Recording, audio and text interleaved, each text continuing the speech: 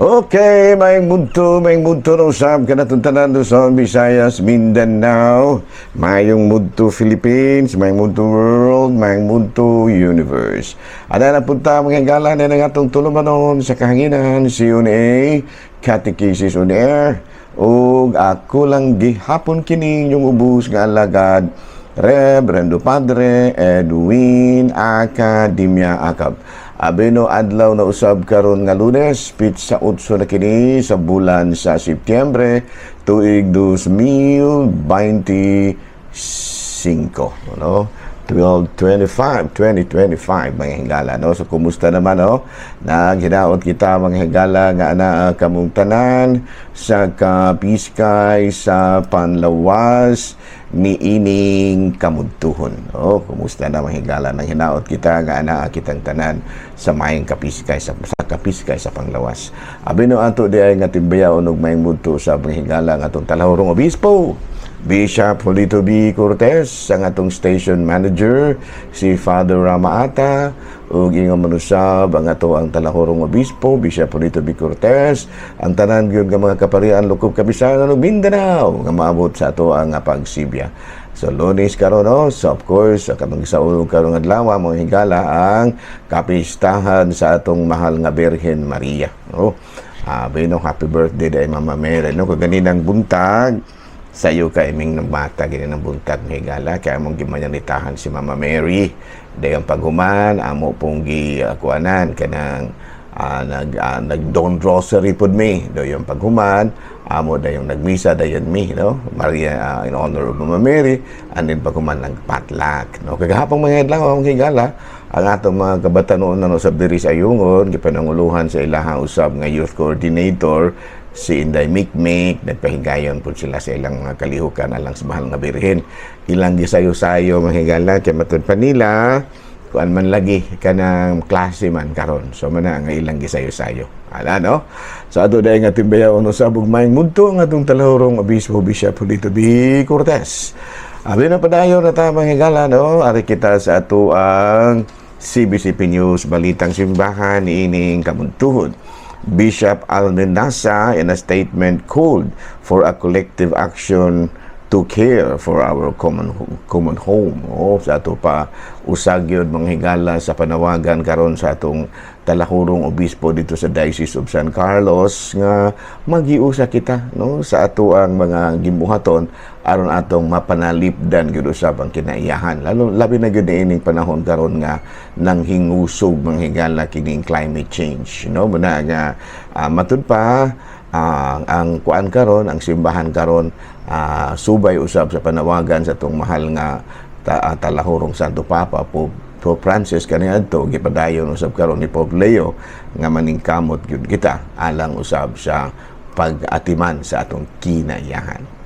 Sa laing bahin mahigala, Vatican News, Pope Leo XIV, caring for creation is our vocation, no? Inline gihapon kini mahigala, no, sa panawagan sa atong mahal nga sa atong kanhi talahorong Santo Papa Pope Francis, no? Matud pa si Pope Leo XIV nanawagan usab karon, no? Caring for creation is our vocation. Sa ato pa ato gyud ang ilhon, no, og atong dawaton og atong puy-an sa atong kinabuhi nga ang pag-atiman sa ato ang kinaiyahan usa-usab sa angay natong pagapuy-an, no, kanang gitawag natong bukasyon panawagan. Mao kadto mga higala mga balitang simbahanon niini kamudtuhon ug padayon kita sa ato ang mga buhatono niini kamudtuhon. Abi na mahigala September 8, no, September 8 ang gisaulog nato karong adlaw mao ang kapistahan sa atong mahal nga Birhen. Sa atong mahal nga Birhen. Abi na mahigala, no. So karong adlaw ang kapistahan nato kabahin sa birthday of the Blessed Virgin Mary. Ang 6th century celebrated by the church ang kasaysayan niini ato nga gitawag natong proto-evangelium by St. James.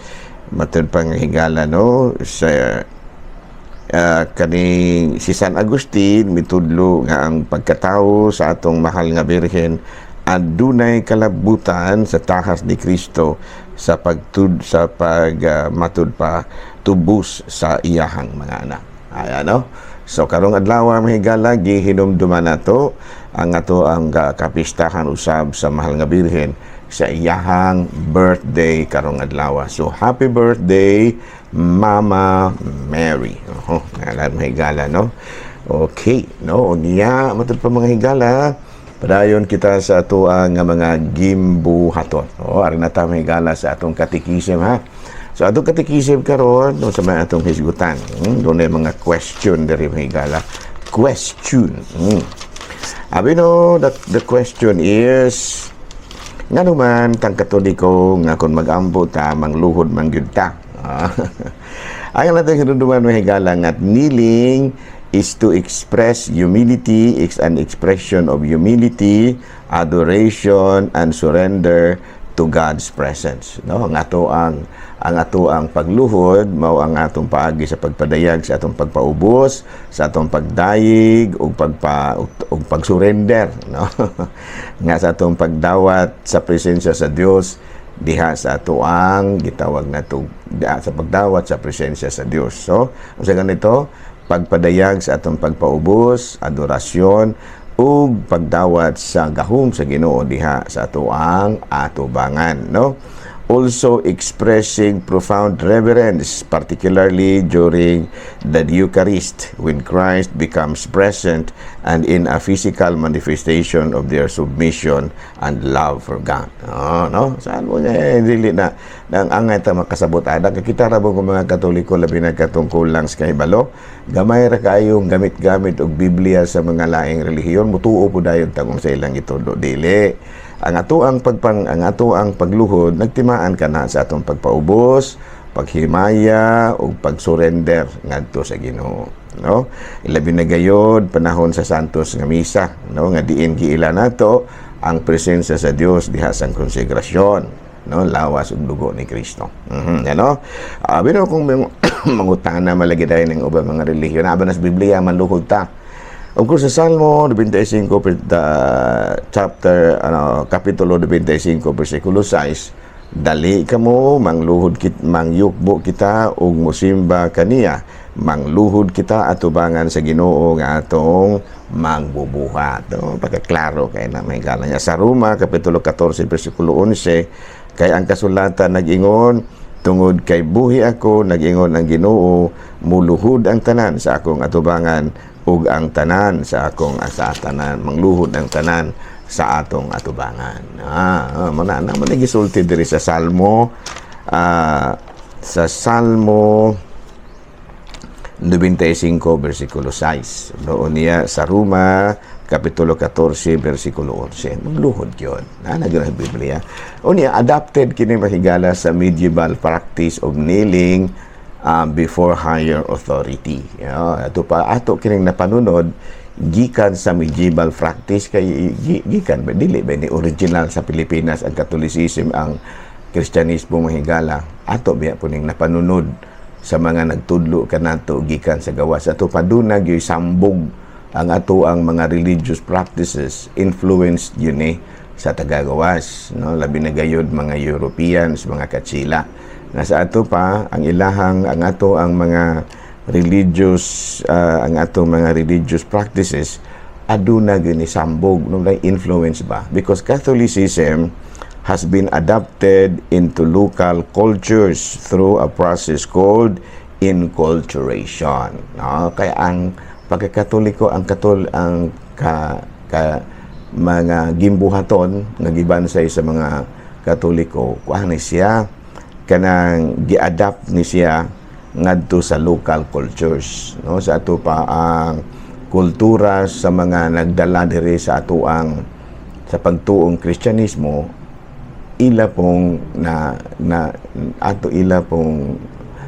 matud pa na influensyahan, no, ilahang nasambugan, no, ilahang nasambugan ang ato ang mga pamaagi sa pagampo. Kaya kinigong Catholicism ang higala, gi-adapt man gud ni into local cultures through a process called inculturation, no? Kanang inculturation hingala di gyud na mawala, where Christianity, where Christian belief and process are adapted to existing cultural norms and traditions. This often results in unique local variations of Catholicism as seen in the Philippines, where indigenous belief and practices are blended with Spanish Catholic influences, no? To create distinct devotional forms such as Simbang Gabi and fiestas celebrating patron saints. So muna wala kasabti mahigala sa mga laing pagtulunan. No mo diktar dahil sila reklamo nga muna wala sa Biblia. Ang Christianity mahigala is matud pa ipahaom sa kung unsay na andan, kung unsay mga kultura, mga tradisyon nga nagagikan dinha, no? Kay dili lagi na mahimo kanang giingon tayo mangutana gidayon tamuna naaba sa Biblia, naaba sa muni kay mo na, no? Kay kini laging kuan kining Catholicism kuan ni siya tradisyon pud ni kay dugay na baya kaayo ni, no? Pero nagagikan na sa unsay gipagtudlo kanato. Take for example unsa man kana sa Mateo 18 kapitulo 18, no, matud pa kung unsay inyong gitugot dinhi sa yuta itugot usab dito sa langit. In other words, ang Catholicism ang God napanunod man gud ni nato gikan sa mga apostoles sa magisterium ba, no? Muna nga niingon pod si nahimong tradisyon muna niingon si San Pablo ngadto sa taga Tesalonica kapitulo 2 bersikulo 15, barugini niyo, no? Barugini niyo, no? Ug ipadayon ang mga pagtulunan nga among gitudlo kaninyo, no? Nga sa ato pa dili lamang di aya nga to Catholicism is about scriptures. It also has something to do with kanang tradition and something to do with magisterium. Kay dili beta original ani. Ang Catholicism, ang Christianity dugay na baya ni kayo. Dili ta kanang uban mo na nahitabo sa uban nga mga relihiyon nga gipanghimo sa mga nahauna, no? Katong mga sila si Martin Luther, or dili na sila wala na sila nitahod sa mga gipangtudlo sa mga kakaraanan, which is wrong, no? Kay mo man gisulti ni San Pablo nga mutahuron gid nato, no, sa ikaduhang sulat ni San Pablo nga taga Tesalonica kapitulo 2 bersikulo 15. Binahilo din na sa takutob ha. Medyo dali-dali taro gamay kay naapatay lang schedule pero mura na siya. Nganong unsay hinungdan nga magluhod ta? Nakasabot na tani ana. Ha, okay? So dinhi lang sa kita kutob, ako lang gihapon kini inyong ubos nga alagad Reverendo Padre ng Akademya Cab, manamilit na usab kaninyo ug manalangin kanato ang Dios ng kagahom sa tanan, Amahan, Anak, Espiritu Santo. Amen. Good noon, Pilipinas.